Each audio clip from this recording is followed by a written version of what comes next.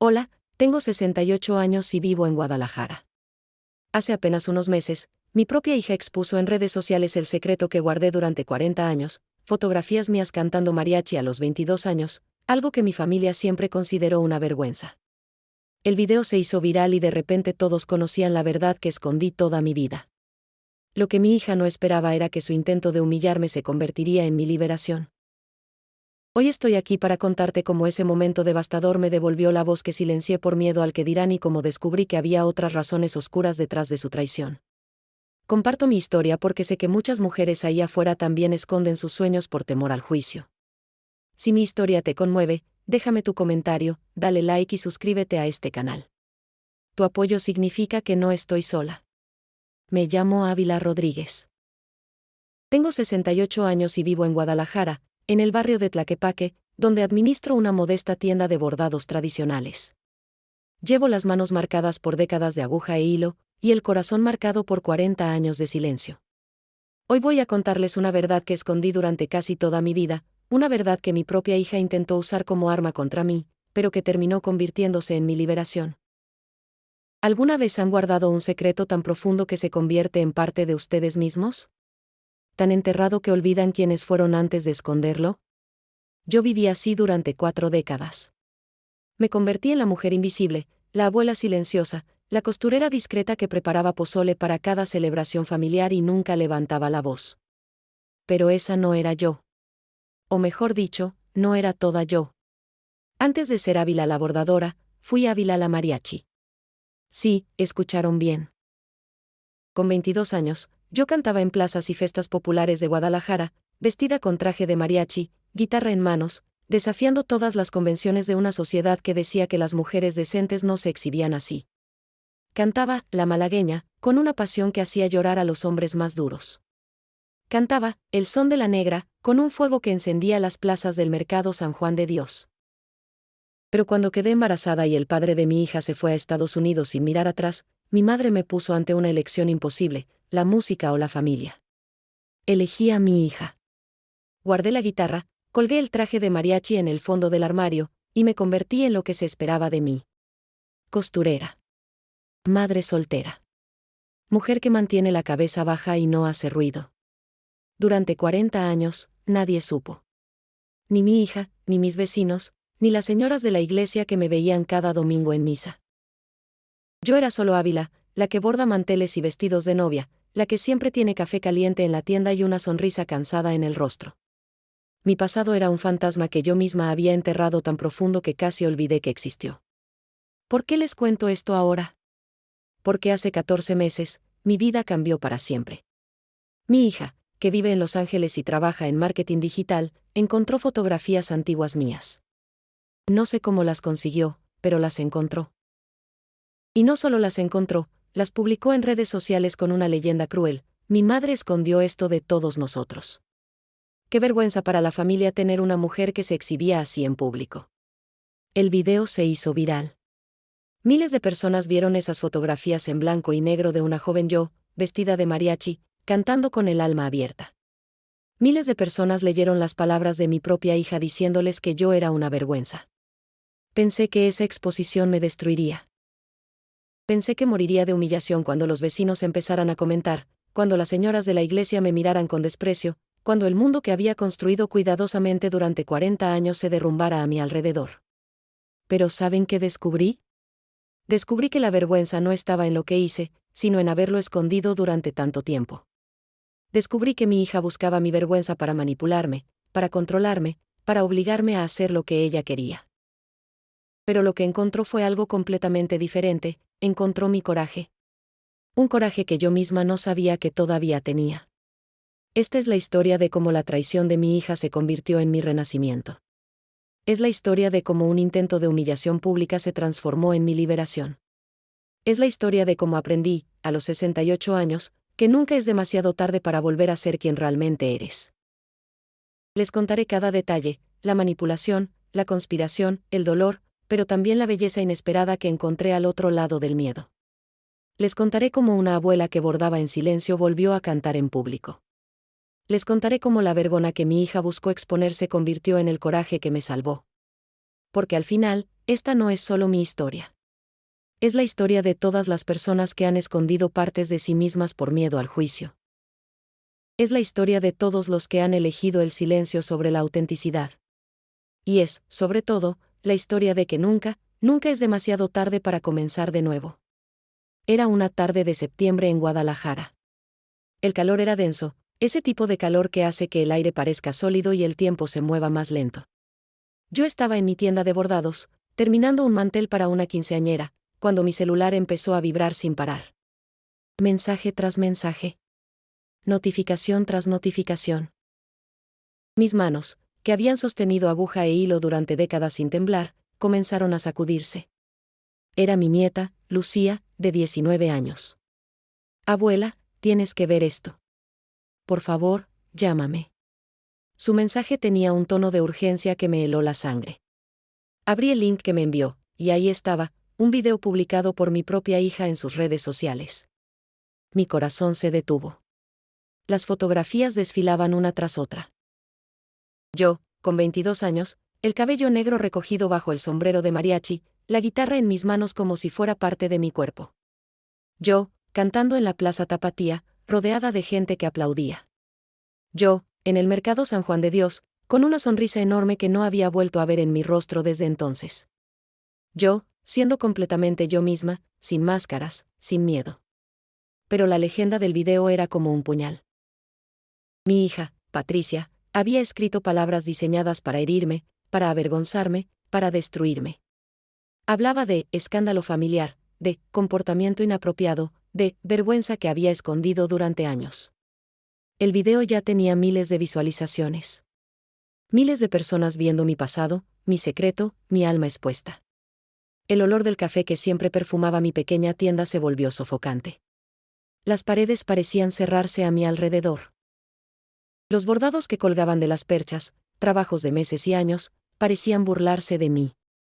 Ahí estaba yo, la mujer que había dedicado 40 años a ser invisible, de repente visible para todo el mundo de la manera más cruel posible. Llamé a Lucía con manos temblorosas. Abuela, dijo mi nieta con voz quebrada, no entiendo por qué mamá haría esto. Las fotografías son hermosas. Tú eres hermosa en ellas. Te ves tan feliz, tan viva. Pero yo no podía hablar.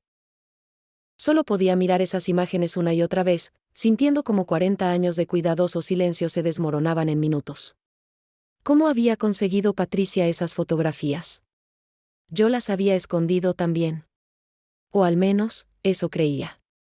Los mensajes seguían llegando. Algunos eran de personas que no había visto en décadas. ¿Eres tú, Ávila? La que cantaba en el mercado. Otros eran crueles, de conocidos de la iglesia, de vecinos, preguntando si era verdad, si realmente yo había sido esa clase de mujer.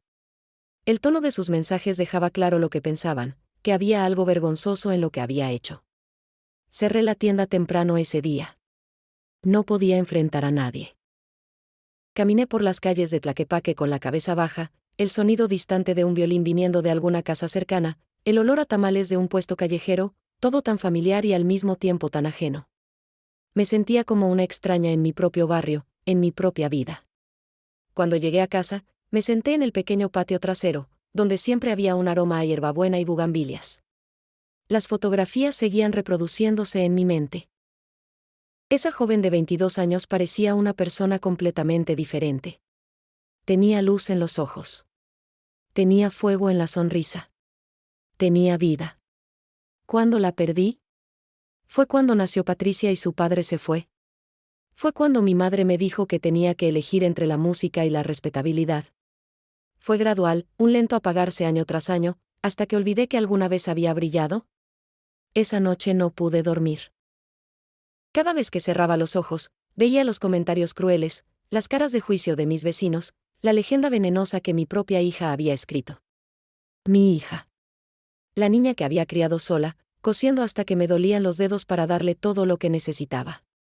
La mujer exitosa en Los Ángeles que siempre me llamaba para presumir sus logros pero rara vez preguntaba cómo estaba yo. ¿Por qué haría esto? ¿Qué ganaría con exponerme así? En ese momento no lo sabía, pero pronto lo descubriría. Y la verdad sería aún más dolorosa que la traición misma. Al día siguiente, no fui a misa. Por primera vez en 40 años, falté al servicio dominical. No podía enfrentar las miradas, los susurros, el juicio silencioso de las señoras que se sentaban en los mismos bancos cada semana. Me quedé en casa, con las cortinas cerradas, sintiendo que mi mundo se había terminado. Pero algo extraño empezó a pasar. Entre los mensajes crueles, empezaron a llegar otros. Un hombre de 70 años escribió: «Te recuerdo, Ávila. Eras la mejor». Tu voz hacía que el tiempo se detuviera. Una mujer comentó: «Mi madre siempre hablaba de ti. Decía que eras valiente, que desafiabas todo». Y mi nieta Lucía me llamó cada día, diciéndome: «Abuela, estoy orgullosa de ti. Quiero conocer a esa mujer de las fotografías». No lo sabía entonces, pero ese era el principio. El día que mi mundo se detuvo fue también el día que empezó a girar de nuevo, en una dirección completamente nueva. Para entender lo que pasó después, necesitan conocer a la mujer que fui antes. Necesitan saber por qué esas fotografías, por más dolorosa que fuera su exposición, también despertaron algo en mí que creía muerto. Nací en 1957 en una familia modesta de Guadalajara. Mi padre era zapatero y mi madre vendía flores en el mercado. Crecí rodeada de música, como todos en Jalisco. Los mariachis tocaban en cada esquina, en cada fiesta, en cada celebración. El sonido de las trompetas y guitarrones era la banda sonora de mi infancia.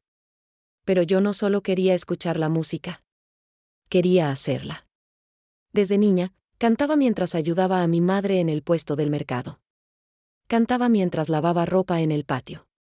Cantaba mientras hacía tortillas en el comal. Mi voz era fuerte, diferente. La gente se detenía a escucharme. Cuando tenía 18 años, conocí a don Ramiro, un mariachi viejo que tocaba en las plazas. Le dije que quería aprender, que quería cantar profesionalmente. Se rió. Las muchachas decentes no hacen eso, me dijo. El mariachi es para hombres. Las mujeres que cantan en público son, bueno, ya sabes qué tipo de mujeres. Pero yo insistí. Durante meses, lo busqué después de sus presentaciones. Le canté todo lo que sabía. Finalmente, con un suspiro resignado, aceptó enseñarme. Tu madre me va a matar, dijo. Y casi tenía razón. Mi madre se puso furiosa cuando se enteró. ¿Qué dirán los vecinos? ¿Qué dirá la familia? Ninguna hija mía se va a exhibir así. Pero mi padre, sorprendentemente, me defendió. Tiene talento, le dijo a mi madre. Déjala intentar. Así que a los 20 años, me convertí en una de las pocas mujeres mariachi de Guadalajara. Don Ramiro me prestó un traje, me enseñó a tocar guitarra, me mostró cómo pararme en el escenario. Y yo canté. Dios mío, cómo canté. Recuerdo mi primera presentación pública en la Plaza Tapatía. Era un sábado por la tarde, el sol ya bajando, el cielo pintado de naranja y rosa. El olor a elotes asados y churros flotaba en el aire. Había una boda celebrándose cerca, y nos contrataron para cantar. Cuando subí al escenario improvisado, sentí todas las miradas sobre mí. Algunas curiosas, otras desaprobadoras, muchas escépticas. Empecé a cantar, Cucurrucucú Paloma, y el mundo desapareció.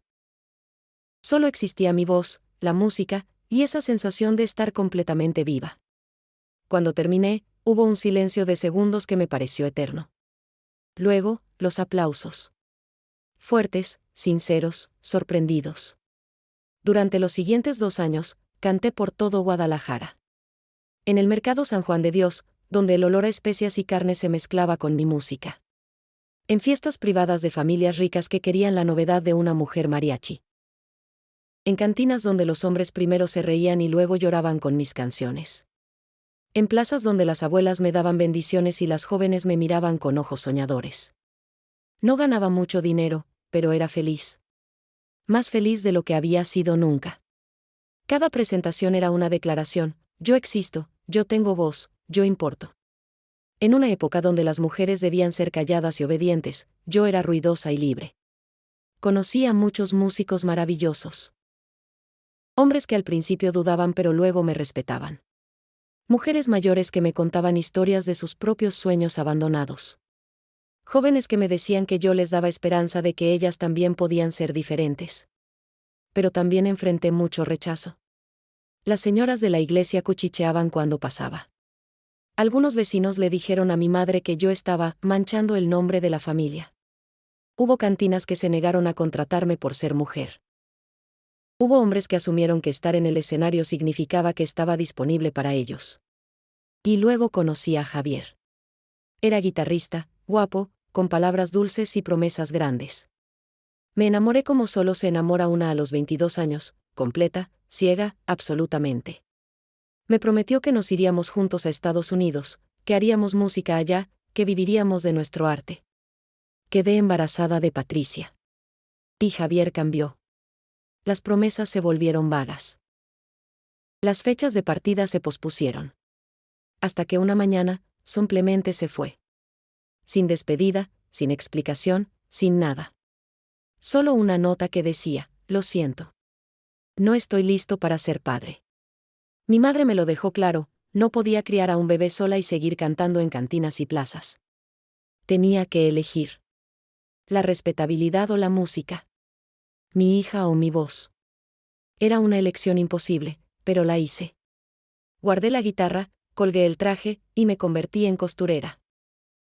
Durante 40 años, no volví a cantar en público. Ni una sola vez. Y con cada año que pasaba, esa mujer del escenario, esa Ávila valiente y libre, se volvía más y más un recuerdo lejano, casi como si hubiera sido un sueño. Hasta que mi hija encontró las fotografías. Y de repente, esa mujer del pasado ya no era solo un recuerdo. Era una acusación, una vergüenza, un secreto expuesto. O al menos, eso era lo que Patricia quería que el mundo creyera. Los días después de la publicación del video fueron los más difíciles de mi vida. Cada mañana me despertaba esperando que hubiera sido una pesadilla, pero cada mañana mi teléfono estaba lleno de mensajes nuevos. Algunos de apoyo, muchos de juicio, todos recordándome que mi secreto ya no era secreto. El domingo que no fui a misa, el padre Hernández, el sacerdote de mi parroquia, me llamó. Su voz era fría, formal. Doña Ávila, han llegado a mis oídos ciertas informaciones sobre su pasado. Me pregunto si sería apropiado que habláramos. El tono de su voz dejaba claro que hablar significaba explicar y explicar significaba disculparse. No le devolví la llamada. Por primera vez en 40 años de asistencia religiosa perfecta, decidí que no le debía explicaciones a nadie. Pero la decisión me dejó con un vacío profundo. La iglesia había sido mi refugio, mi comunidad, mi estructura. Ahora me sentía como una exiliada. En la tienda, las clientas empezaron a cancelar pedidos. Una señora que me había encargado el vestido de primera comunión de su hija vino personalmente a decirme, con falsa dulzura envenenada, he decidido buscar otra costurera. Usted entiende, ¿verdad? No quiero que mi hija esté asociada con ese tipo de ambiente. Ese tipo de ambiente, se refería a mi pasado como mariachi, como si cantar música tradicional mexicana fuera equivalente a algún tipo de crimen moral. Otros vecinos fueron más directos en su crueldad. Don Sebastián, el dueño de la panadería de la esquina, me dijo mientras compraba pan, siempre hay que tener cuidado con las aguas quietas, ¿verdad, Ávila? Nunca sabes qué esconden. Su sonrisa era fea, satisfecha. Disfrutaba de mi humillación. Pero también hubo sorpresas. Doña Mercedes, una señora de 80 años que vivía al final de mi calle, vino a la tienda una tarde. Pensé que venía a juzgarme también. En cambio, se sentó en la silla donde normalmente se sentaban las clientas y me dijo, mi esposo me prohibió cantar cuando nos casamos. Decía que no era apropiado. Pasé 60 años en silencio. Morí un poco cada día. Tenía lágrimas en sus ojos antiguos. No dejes que te hagan lo mismo otra vez, Ávila. Fue en medio de este caos emocional que mi nieta Lucía vino a visitarme. Era un jueves por la tarde, la tienda estaba vacía porque las clientas habían dejado de venir. Lucía entró con su mochila de la universidad, el pelo recogido en una coleta, los ojos rojos de haber llorado. Abuela, dijo, tengo que contarte algo. Algo sobre mamá. Nos sentamos en el pequeño patio trasero de la tienda, donde yo siempre tomaba café en las tardes.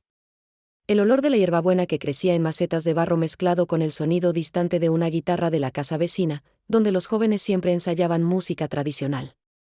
Lo que Lucía me contó esa tarde cambió todo. Mi hija Patricia no había encontrado esas fotografías por accidente. Las había buscado metódicamente. Había llamado a parientes lejanos, había revisado archivos familiares, había investigado como una detective. Y cuando las encontró, no las guardó con cariño ni curiosidad. Las guardó como munición.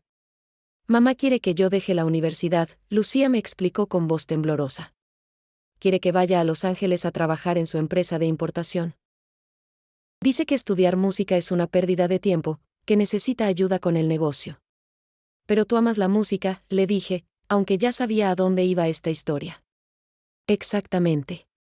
Y mamá sabía que la única manera de convencerme de dejar mis estudios era hacer que me avergonzara de mis raíces, de mi familia, de ti, abuela. Lucía lloraba ahora. El video no era sobre exponerte a ti. Era sobre manipularme a mí. Quería que yo sintiera tanta vergüenza de nuestra familia que prefiriera irme a Estados Unidos y nunca volver. Sentí como si me hubieran golpeado en el estómago. Mi propia hija había usado mi pasado, mi secreto más profundo, no solo para herirme a mí, sino para manipular a mi nieta. El dolor se mezclaba con rabia, con tristeza, con una sensación de traición tan profunda que me quitaba el aliento. Hay más, continuó Lucía. Encontré correos electrónicos en la computadora de mamá. Estaba planeando una segunda fase. Iba a empezar a esparcir rumores de que tú abandonaste a la familia en los 80 para seguir una vida de vicios, como músico itinerante. Quería que la comunidad te rechazara completamente, para que no tuvieras otra opción más que irte con ella a Los Ángeles. Me quedé en silencio durante mucho tiempo. El sol empezaba a bajar, pintando el cielo de Guadalajara con esos colores que siempre me habían parecido mágicos, naranja, rosa, púrpura. Las bugambilias del patio se movían con la brisa suave. Todo tan hermoso, y yo sintiendo que mi mundo se desmoronaba. ¿Por qué? Fue todo lo que pude preguntar. ¿Por qué haría tu madre algo así? No lo sé, abuela. Pero no voy a dejar que te lastime más. Y no voy a dejar que me use para lastimarte. Lucía tomó mi mano, arrugada y marcada por años de coser. Esas fotografías que publicó, abuela, eres hermosa en ellas. Te ves tan feliz, tan completa. Y eso me hizo darme cuenta de algo, yo quiero ser como tú. Quiero tener el coraje de ser quien realmente soy. Esa noche, después de que Lucía se fue, me quedé despierta mirando las estrellas desde el patio. Y por primera vez desde que el video se hizo público, no sentí solo vergüenza y miedo. Sentí algo más, rabia. Una rabia limpia, justificada. Mi hija había cruzado una línea. Y yo tenía que decidir cómo responder. La revelación de Lucía me dejó sin dormir durante días. No podía dejar de pensar en la frialdad calculadora de Patricia. Mi hija, la bebé que había cargado en mis brazos, la niña para quien había sacrificado todo, había planeado meticulosamente mi humillación pública. No como un acto impulsivo de rabia, sino como una estrategia cuidadosa de manipulación. Una semana después del video, decidí visitar a mi tía Josefina, la hermana menor de mi madre que había fallecido 5 años atrás. Tía Josefina vivía en una casa vieja en el centro de Guadalajara, llena de recuerdos familiares y polvo de décadas. Cuando le conté lo que Patricia había hecho, su expresión cambió de sorpresa a algo que no pude identificar inmediatamente. Necesito mostrarte algo, me dijo, llevándome a un cuarto trasero lleno de cajas viejas. El olor a naftalina y tiempo pasado era fuerte. Cuando tu madre murió, me dio esto. Me hizo prometer que solo te lo daría si algún día preguntabas por tu pasado como mariachi. Dijo que si nunca preguntabas, significaba que habías encontrado paz en el olvido, y no quería perturbarte. Abrió una caja de cartón deteriorada. Adentro había tesoros que no sabía que existían, recortes de periódico donde aparecía mi nombre, Ávila Rodríguez, la voz femenina del mariachi, fotografías que nunca había visto, tomadas desde el público durante mis presentaciones, y algo que me hizo llorar, cintas cassette con grabaciones de mis canciones. Tu madre fue a cada una de tus presentaciones, dijo mi tía suavemente. Se paraba al fondo, donde no podías verla, y te escuchaba. Guardó cada mención de ti en el periódico. Grabó cada canción que pudo. ¿Y cuando te obligó a elegir entre la música y Patricia? Ávila, ella lloró durante meses. sabía que te estaba matando una parte de ti, pero no sabía qué más hacer. Debajo de las fotografías y las cintas, encontré cartas. Cartas escritas por mi madre años después de que yo dejé la música. Cartas que nunca me envió, que escribió como una forma de confesión privada. Ávila, mi hija querida, decía una de ellas, fechada 10 años después de que yo dejé de cantar. Cada día me arrepiento de haberte obligado a elegir. Veo cómo la luz se fue apagando en tus ojos con los años. Veo cómo te convertiste en sombra de ti misma. La vergüenza que sentí por tu canto público era mi vergüenza, no tuya. Era mi miedo al que dirán, mi cobardía de enfrentar la sociedad. Y te la puse sobre los hombros como si fuera tu carga. Te robé tu voz, y eso es algo que nunca podré perdonarme. Leí carta tras carta, llorando sin parar. Mi madre había muerto sin decirme esto. Sin pedirme perdón. Sin decirme que guardaba mi pasado como un tesoro, no como una vergüenza. Y ahora entendía cómo Patricia había conseguido las fotografías, mi madre se las había dado a mi tía, y Patricia, sabiendo que existían, las había buscado. ¿Patricia sabía que había cartas?, le pregunté a mi tía. No. Solo le di las fotografías cuando me dijo que quería hacer un homenaje a ti. Nunca imaginé que las usaría para lastimarte. Las cartas las guardé ¿por qué? Bueno, porque sentía que eran demasiado privadas. Pero ahora veo que necesitabas leerlas. Esa noche llevé la caja a mi casa. Puse una de las cintas cassette en un viejo reproductor que aún funcionaba. Mi voz, joven y fuerte, llenó la habitación. Cantaba La Malagueña, mi canción favorita, la que siempre hacía llorar al público. Escuché esa voz del pasado y casi no la reconocí. Había tanta vida en ella, tanta pasión, tanta libertad. ¿Cuándo me volví tan pequeña? ¿Cuándo cambié esa voz fuerte por susurros tímidos? ¿Cuándo decidí que era mejor ser invisible? Los días siguientes, empecé a investigar por mi cuenta. Llamé a viejos amigos de mi época de mariachi. Muchos habían muerto, otros se habían mudado, pero encontré a algunos. Don Ramiro, mi viejo maestro, seguía vivo a sus 90 años. Cuando lo visité en su pequeña casa cerca del mercado, me abrazó y lloró. Pensé que te habíamos perdido, me dijo. La mejor voz que tuve el honor de entrenar, silenciada por el miedo. Me contó que por años había guardado recortes de periódicos sobre mí, esperando que algún día volviera. La música no te olvidó, Ávila. Fuiste tú quien la olvidaste. Durante esas conversaciones, me enteré de algo que me sorprendió, mis grabaciones antiguas, esas que un ingeniero de sonido había hecho clandestinamente en las fiestas populares, circulaban entre coleccionistas de música regional. No era famosa, pero tampoco estaba completamente olvidada. Había personas que recordaban mi voz, mi nombre, mis canciones. Un productor musical de Monterrey, Jorge Méndez, que se especializaba en rescates históricos, me contactó después de ver el video viral de Patricia. Doña Ávila, me escribió, yo tengo copias de sus grabaciones antiguas. Hay mercado para voces auténticas de la tradición mariachi. ¿Ha considerado grabar versiones nuevas? La idea me pareció absurda al principio. Yo, una mujer de casi 70 años, grabando música. Después de 40 años de silencio. Pero la semilla estaba plantada. Mientras tanto, Patricia seguía en Los Ángeles, enviándome mensajes ocasionales. Preguntaba cómo estaba, pero nunca mencionaba el video. Nunca se disculpaba. Era como si hubiera tirado una bomba en mi vida y luego simplemente esperara a que el polvo se asentara para ver qué quedaba. Lo que no sabía era que yo estaba cambiando. Cada carta de mi madre que leía, cada conversación con viejos amigos, cada grabación antigua que escuchaba, me recordaba quién había sido. Y más importante, me hacía preguntarme, ¿quién quería ser ahora? La vergüenza que había sentido inicialmente empezaba a transformarse en algo diferente. En claridad. En comprensión. En rabia justificada. Y lentamente, muy lentamente, en coraje. Octubre llegó a Guadalajara con sus lluvias tardías y su aire fresco. En el barrio de Tlaquepaque, las calles empezaban a llenarse de decoraciones para el Día de Muertos. Calaveras de papel picado colgaban de los postes, el olor a cempasúchil flotaba desde el mercado, y las panaderías exhibían pan de muerto en sus vitrinas.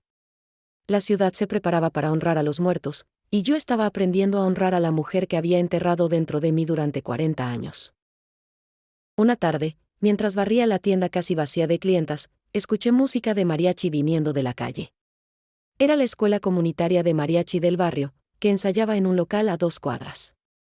Sin pensarlo mucho, cerré la tienda y caminé hacia el sonido.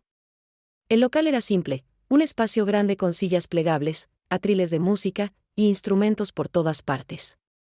Había jóvenes de todas las edades, algunos apenas adolescentes, otros en sus 20s. Todos practicando con concentración seria. El director, un hombre de unos 50 años con bigote espeso y sombrero de mariachi, me vio parada en la puerta. ¿Puedo ayudarla, señora?, preguntó cortésmente. Yo solía cantar, las palabras salieron antes de que pudiera detenerlas. Hace mucho tiempo. Quería solo escuchar. Su expresión cambió. ¿Usted es Ávila Rodríguez? Cuando asentí, sorprendida de que supiera mi nombre, sonrió ampliamente. Su video se hizo viral. Investigué sobre usted. Tiene grabaciones antiguas en archivos de coleccionistas. ¿Sabía eso? No sabía qué decir. Me invitó a pasar, me ofreció una silla. Y luego, ante mi sorpresa, le dijo al grupo, chicos, tenemos una leyenda con nosotros hoy. Doña Ávila cantaba mariachi cuando casi ninguna mujer lo hacía. Los jóvenes me miraron con curiosidad. Una chica de quizás 17 años levantó la mano tímidamente. ¿Podría cantar algo para nosotros?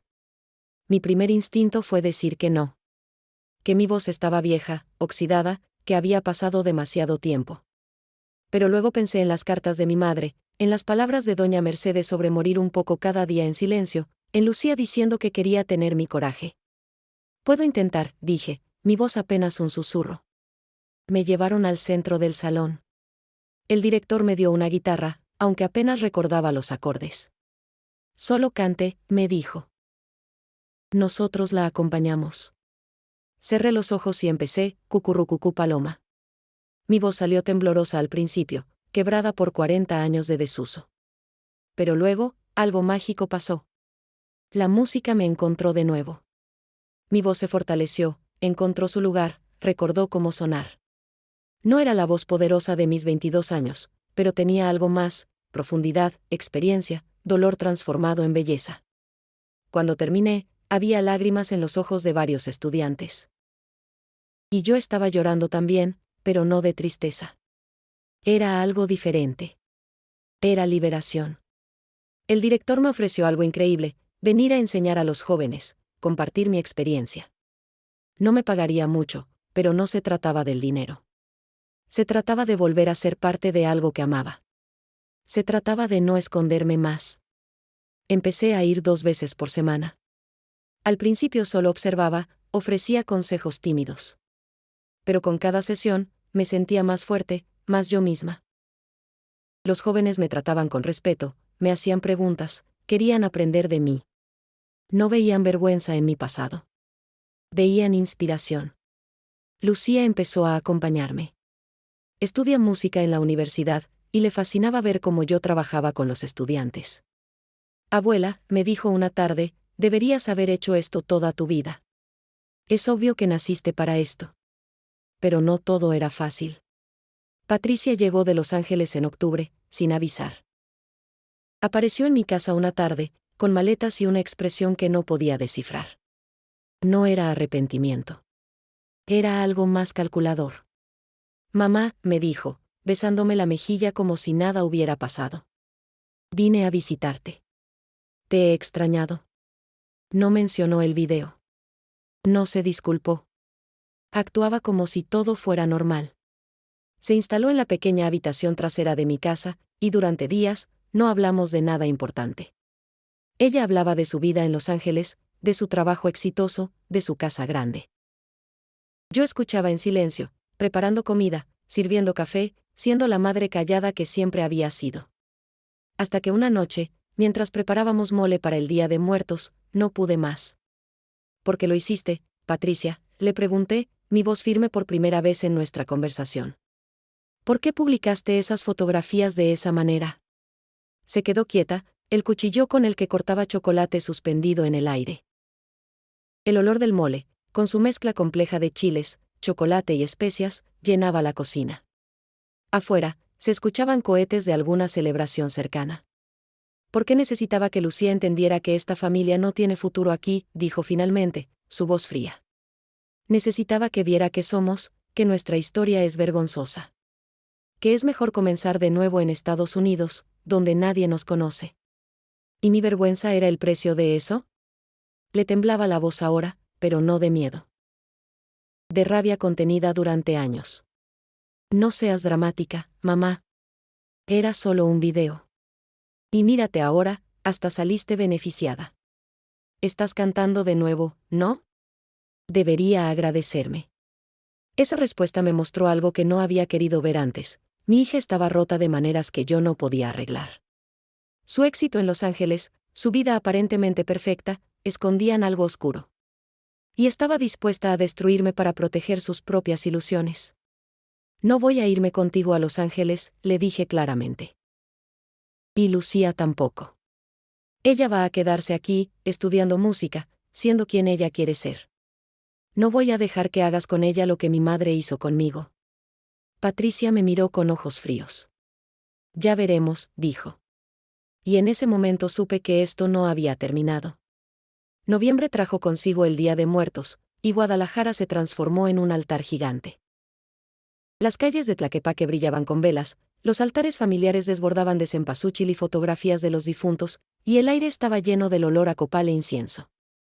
Yo preparé mi propio altar, como cada año, pero esta vez agregué algo nuevo, una fotografía de mi madre, junto a ella, una fotografía mía de cuando tenía 22 años, vestida de mariachi. Patricia seguía en mi casa, una presencia tensa que hacía que el espacio pequeño pareciera aún más chico.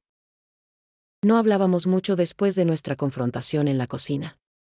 Ella pasaba la mayoría del tiempo en su teléfono, trabajando remotamente, haciendo llamadas en inglés con voz profesional. Pero yo sentía su mirada sobre mí, evaluándome, calculando su próximo movimiento.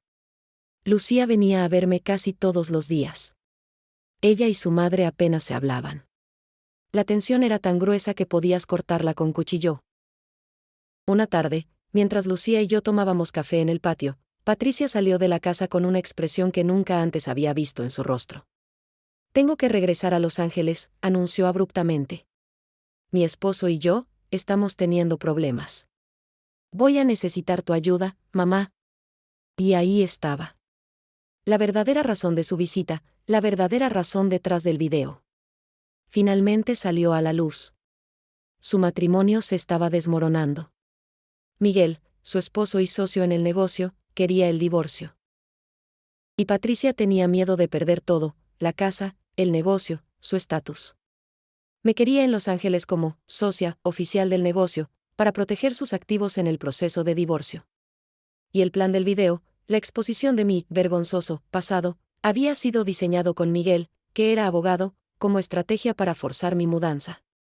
Si vienes conmigo, si te haces socia del negocio, puedo salvarlo todo, me explicó, su voz casi suplicante ahora. Te daré un porcentaje. Vivirás cómodamente. No tendrás que coser más, ni preocuparte por dinero. ¿Y si digo que no?, pregunté, aunque ya sabía la respuesta. Entonces no sé qué va a pasar, dijo, y había una amenaza velada en sus palabras. Las cosas podrían ponerse complicadas. Me quedé despierta toda esa noche, pensando. Parte de mí, la parte que había sido callada y obediente durante 40 años, quería ayudar a mi hija. Quería arreglar sus problemas, sacrificarme por ella como siempre lo había hecho. Pero otra parte, la parte que estaba despertando después de décadas de sueño, sabía que si decía que sí, me perdería a mí misma otra vez. Y esta vez, quizás para siempre. A finales de noviembre, recibí una llamada inesperada. Era Marco Salinas, el organizador de un festival cultural en San Miguel de Allende. Había visto el video viral, había investigado mi historia, y quería invitarme a participar en un evento especial en marzo, un homenaje a los pioneros del mariachi en Jalisco. Doña Ávila, me dijo por teléfono, usted fue una de las primeras mujeres mariachi de la región. Su historia merece ser contada, su voz merece ser escuchada de nuevo. ¿Nos honraría con su presencia? Mi corazón latía rápido. San Miguel de Allende era una ciudad hermosa, conocida internacionalmente. El festival era importante. Pero también significaba exponerme públicamente otra vez, declarar abiertamente que no me avergonzaba de mi pasado. ¿Puedo pensarlo?, pregunté, mi voz temblorosa. Por supuesto. Pero espero su respuesta positiva. México necesita historias como la suya. Cuando le conté a Patricia sobre la invitación, su reacción fue inmediata y violenta. No puedes aceptar eso, dijo, su voz alta por primera vez desde que llegó. ¿No entiendes que yo tengo un proceso legal en curso? ¿Que tu espectáculo público va a usarse en mi contra? Miguel ya está usando tu pasado para decir que nuestra familia tiene problemas de reputación. Si aceptas ese festival, le estás dando munición. No es mi responsabilidad protegerte de las consecuencias de tus propias decisiones, le dije, sorprendida de mi propia firmeza. Eres mi madre. Es exactamente tu responsabilidad. Lucía, que había escuchado la discusión desde su habitación, salió. Mamá, eres tú quien decidió exponer a la abuela públicamente. Tú iniciaste esto. No puedes ahora exigir que ella se esconda para protegerte. Tú no entiendes nada, Patricia le gritó a su hija. Eres una niña ingenua que cree que el mundo funciona con sueños y canciones.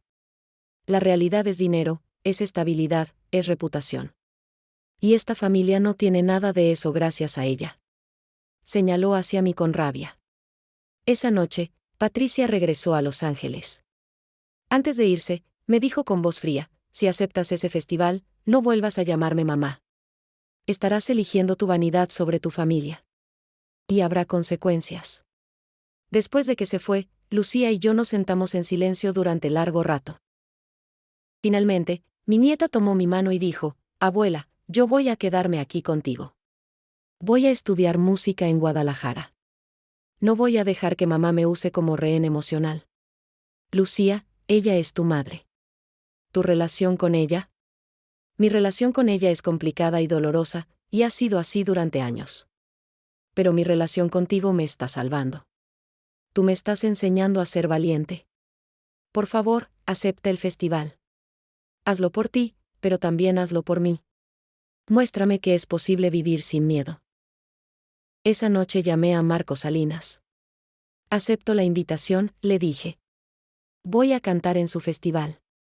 Y con esas palabras, crucé un punto de no retorno. Diciembre llegó con aire frío y cielos brillantes. Las posadas llenaban las calles de Tlaquepaque con cantos y luces de colores. Piñatas colgaban en las puertas, el olor a ponche de frutas flotaba desde las casas, y las familias se reunían en celebración. Pero en mi casa, había una sensación de tormenta acercándose. Patricia no dejó de llamarme después de aceptar el festival. Al principio, sus llamadas eran furiosas. ¿Cómo puedes ser tan egoísta?, me gritaba. ¿Cómo puedes anteponer tu vanidad a mi bienestar? Luego, las llamadas se volvieron manipuladoras. Mamá, te necesito. Soy tu hija. ¿No significa eso nada para ti? Y finalmente, se volvieron amenazantes. Si sigues con esto, habrá consecuencias legales. Miguel conoce abogados. Podemos hacer que tu vida sea muy difícil. Pero el peor obstáculo no vino de Patricia. Vino de don Alfonso, el dueño del edificio donde estaba mi tienda de bordados. Una mañana de enero, recibí una carta oficial, no iban a renovar mi contrato de alquiler. Después de 20 años en ese espacio, me daban 60 días para desocupar. Fui a hablar con don Alfonso, un hombre de 70 años que siempre había sido cordial conmigo. Su oficina olía a tabaco viejo y papeles antiguos. Don Alfonso, le dije, ¿por qué no renueva mi contrato? Siempre he pagado a tiempo. Nunca he causado problemas. Se veía incómodo, evitando mi mirada. Doña Ávila, usted entiende, han llegado quejas de otros comerciantes. Dicen que su pasado, está afectando la reputación del edificio. ¿Mi pasado como mariachi?, pregunté, sintiendo rabia crecer en mi pecho.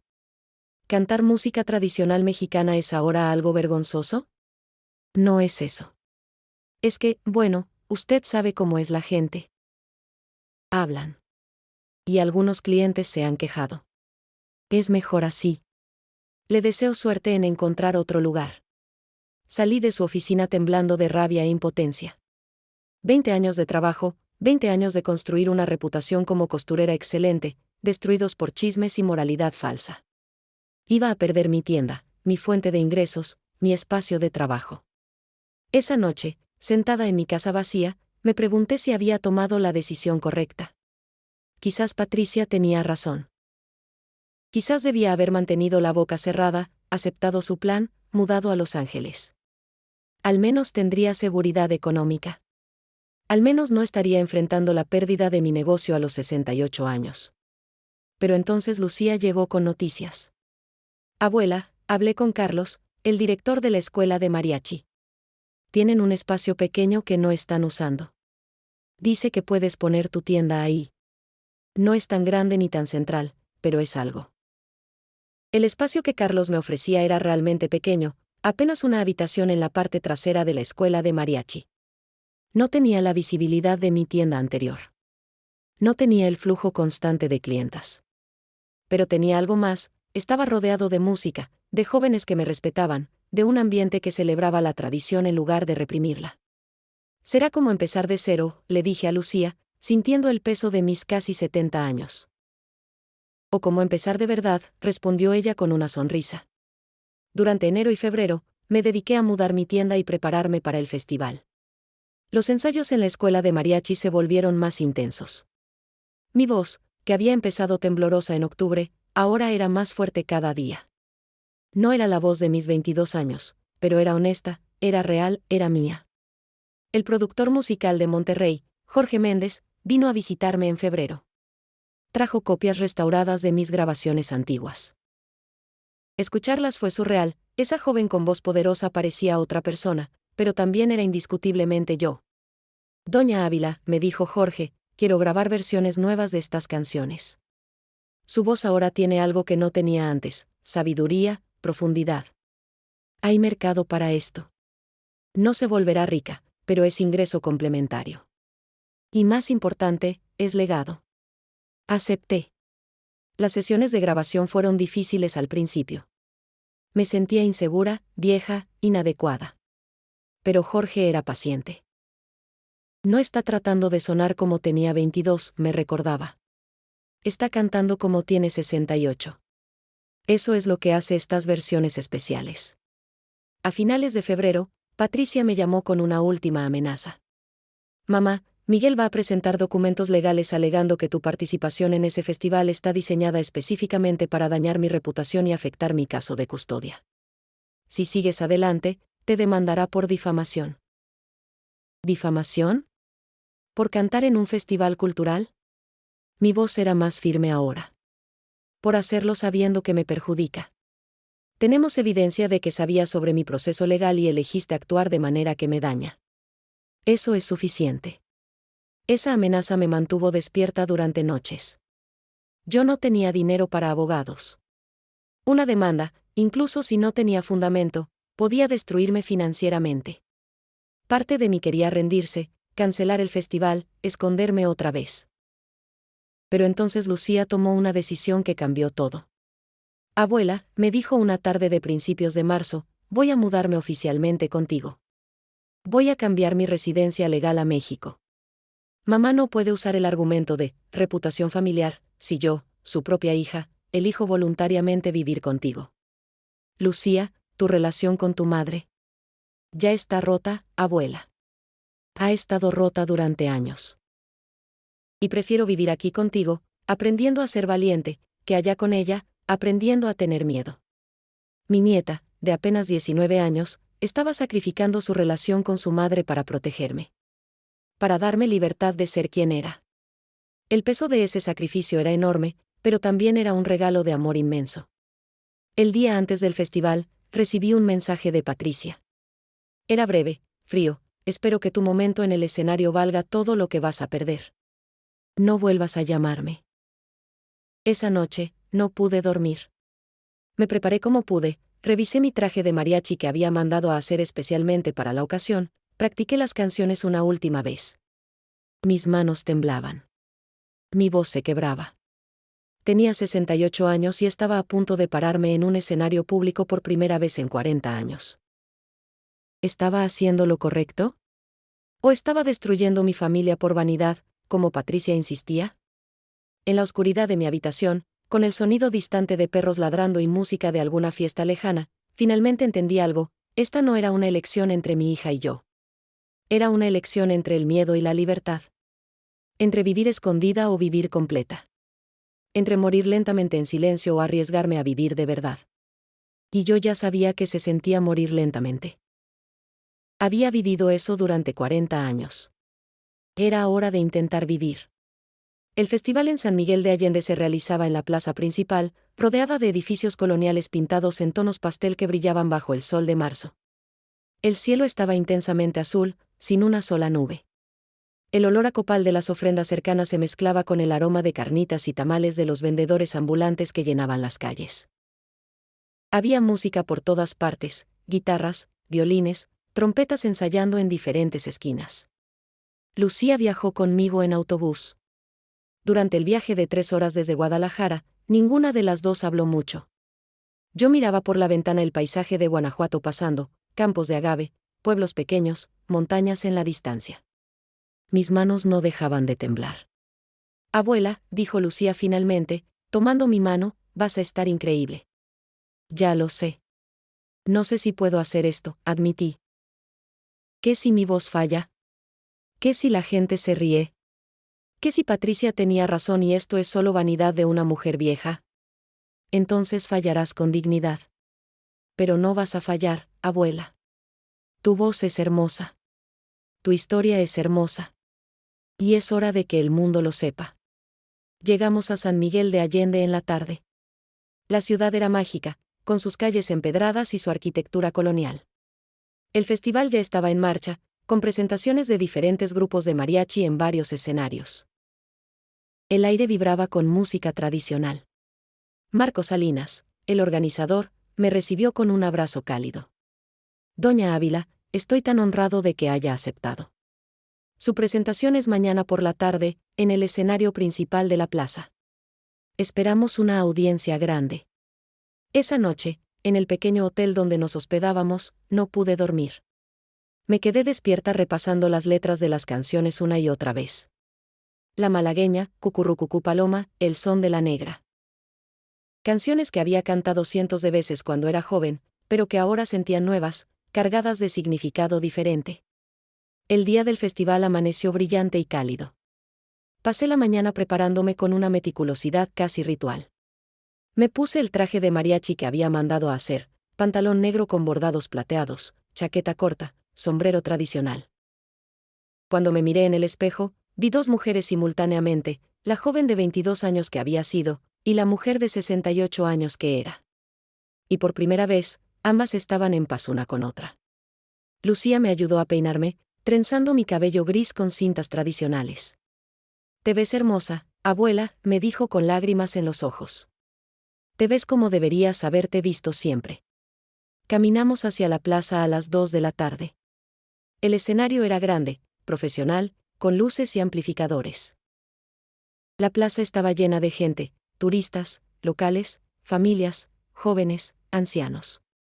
Había fácilmente 1000 personas, quizás más. Mi corazón latía tan fuerte que pensé que todos podían escucharlo. Detrás del escenario, esperando mi turno, vi rostros del pasado. Don Ramiro, mi viejo maestro, había viajado desde Guadalajara. Estaba en silla de ruedas ahora, pero su sonrisa era enorme. Doña Mercedes, la anciana de mi calle que me había dicho que no dejara que me silenciaran otra vez, también estaba ahí. Y había músicos que había conocido décadas atrás, ahora viejos como yo, que habían venido específicamente para escucharme. Es tu momento, me dijo Carlos, el director de la escuela de mariachi, que me acompañaba como parte de mi grupo de apoyo. Subí al escenario con piernas temblorosas. Las luces eran brillantes, la audiencia era enorme. El murmullo de conversaciones se fue apagando gradualmente hasta que hubo silencio. 1000 pares de ojos mirándome. Esperando. Juzgando. O simplemente curiosos. Tomé el micrófono con manos que temblaban visiblemente. Buenas tardes, dije, mi voz amplificada llenando la plaza. Mi nombre es Ávila Rodríguez. Tengo 68 años. Y hace 40 años, dejé de cantar porque me enseñaron que una mujer decente no se exhibe en público. Hoy, estoy aquí para decirles que eso era mentira. Y para cantar de nuevo. Hubo un momento de silencio. Luego, aplausos. No ensordecedores, pero sinceros. El mariachi que me acompañaba empezó a tocar los primeros acordes de La Malagueña. Cerré los ojos, respiré profundo, y empecé a cantar. Mi voz salió temblorosa al principio. Podía escuchar cada imperfección, cada nota que no era tan fuerte como había sido 40 años atrás. Pero seguí cantando. Y algo extraordinario pasó: mientras cantaba, mi voz se fortaleció. Encontró su lugar. Y aunque no era la voz joven y poderosa de mi juventud, era algo más. Era auténtica. Era honesta. Era mía sin vergüenza. Cuando llegué al clímax de la canción, abrí los ojos. Y vi lágrimas en los rostros de la audiencia. Vi a don Ramiro llorando abiertamente en su silla de ruedas. Vi a Lucía con las manos sobre su corazón, sonriendo a través de sus propias lágrimas. Vi a extraños completamente capturados por la música. Terminé la canción, y el silencio que siguió fue perfecto. Un silencio lleno de emoción, de comprensión, de conexión humana. Luego, los aplausos. Fuertes, prolongados, sinceros. Gente de pie, gritando, bravo, pidiendo más. Canté 2 canciones más. Con cada una, me sentía más libre, más completa, más yo misma que en décadas. Y cuando terminé, cuando hice mi reverencia final, sentí algo que no había sentido en 40 años: orgullo. Orgullo puro, sin vergüenza, sin miedo, sin disculpas. Bajé del escenario y fui rodeada por gente. Personas queriendo tomarse fotos conmigo, jóvenes músicos preguntándome sobre mi historia, coleccionistas de música preguntando sobre mis grabaciones antiguas. Era abrumador, maravilloso, aterrador, perfecto. Entre la multitud, vi un rostro que me hizo detenerme. Patricia. Mi hija estaba ahí, al fondo de la plaza, medio escondida detrás de un poste. No aplaudía. No sonreía. Solo me miraba con una expresión que no podía descifrar. Nuestros ojos se encontraron por un momento. Luego, ella se dio la vuelta y desapareció entre la multitud. Los meses después del festival fueron como despertar de un sueño de 40 años. No fue fácil. No fue perfecto. Pero fue real. Mi pequeña tienda en la escuela de mariachi se convirtió en algo inesperado. Empecé a vender no solo bordados tradicionales, sino también partituras bordadas a mano, trajes de mariachi decorados por mí, manteles con letras de canciones tejidas en los diseños. Los estudiantes de la escuela se convirtieron en mis clientes más fieles, y sus familias también. No ganaba tanto como antes, pero era suficiente. Las grabaciones con Jorge Méndez se lanzaron en abril. No fueron un éxito masivo, pero encontraron su audiencia. Entusiastas de música tradicional, coleccionistas, personas que buscaban voces auténticas. Los ingresos extras me dieron estabilidad financiera. Pero más importante, me dieron propósito. Empecé a dar talleres en la escuela de mariachi, no solo sobre técnica vocal, sino sobre historia. Hablaba con los jóvenes sobre lo que significaba ser mujer en los años 70, sobre los obstáculos que enfrenté, sobre cómo el miedo puede robar décadas de tu vida si lo dejas. Muchas chicas jóvenes me buscaban después de las clases, contándome sus propias historias de familia que las presionaba para ser apropiadas, de sueños que les decían que abandonaran. No dejen que nadie les robe su voz, les decía. Aprendí esa lección demasiado tarde. No cometan mi error. Lucía prosperó en Guadalajara. Su relación con su madre seguía siendo complicada, distante. Patricia no la llamaba seguido, y cuando lo hacía, las conversaciones eran breves, formales. Pero Lucía encontró familia en la escuela de mariachi, en los músicos jóvenes, en mí. Veía cómo florecía, cómo su talento musical crecía, cómo se volvía más segura de sí misma cada día. En mayo, 3 meses después del festival, recibí un paquete por correo. Venía de Los Ángeles. Adentro había fotografías antiguas mías que no había visto antes, profesionalmente restauradas y enmarcadas. No había carta, solo una nota breve escrita a mano: lo siento. No era mucho. No era todo lo que necesitaba. Pero era algo. ¿Un pequeño paso hacia reconciliación? ¿Comprensión? No lo sabía. Pero era más de lo que había tenido en meses. Le envié un mensaje de texto: gracias por las fotografías. Son hermosas. Ella respondió días después: tú eres hermosa en ellas. Era un intercambio pequeño, pero sentía como el principio de algo. En junio, Patricia finalizó su divorcio. No perdió todo como había temido. Mantuvo parte del negocio, llegó a un acuerdo con Miguel. Me llamó para contarme, y por primera vez en años, su voz sonaba vulnerable en lugar de controladora. Mamá, me dijo, creo que me casé tan joven porque tenía miedo de terminar como tú. Sola, luchando. Pensé que si me hacía exitosa en Estados Unidos, si construía esta vida perfecta, estaría segura. Pero no lo estaba. Y cuando empezó a desmoronarse, entré en pánico. Y te lastimé. Y lastimé a Lucía. Y lo siento. No era una disculpa completa. No borraba el dolor que había causado. Pero era honesta, y eso era más de lo que había esperado. Patricia, le dije suavemente, pasé 40 años de mi vida teniendo miedo. Sé cómo ese miedo te hace hacer cosas terribles, cómo te convence de que lastimar a otros es justificable si te protege a ti. Pero también aprendí algo: el miedo no te protege. Solo te encoge. Solo te hace más pequeña hasta que desapareces. Hubo silencio en la línea. Luego, escuché algo que no había escuchado en años: mi hija llorando. No manipuladora, no performativa. Real. No sé cómo arreglar esto, dijo entre sollozos. No se arregla de una vez, le respondí. Se arregla poco a poco, día a día, con acciones honestas. Puedes empezar cuando estés lista. En agosto, Patricia vino a visitarnos. Esta vez, no era una visita calculadora con motivos ocultos. Era simplemente una visita. Nerviosa, incómoda, pero genuina. Lucía fue reservada con ella al principio, pero gradualmente empezaron a hablar. No sobre el pasado, todavía no. Solo sobre cosas pequeñas. Música. Comida. El clima. Una tarde, mientras preparábamos pozole en mi cocina, Patricia me preguntó: ¿podrías enseñarme a cantar? No profesionalmente. Solo, para mí. Creo que nunca me dejé hacer cosas solo para mí. Le enseñé. Era torpe al principio, su voz insegura. Pero había algo hermoso en verla intentar, en verla permitirse ser imperfecta. Lucía se unió a nosotras, y por primera vez en años, las tres cantamos juntas en esa cocina pequeña. No éramos buenas. Nos reíamos de nuestras notas desafinadas.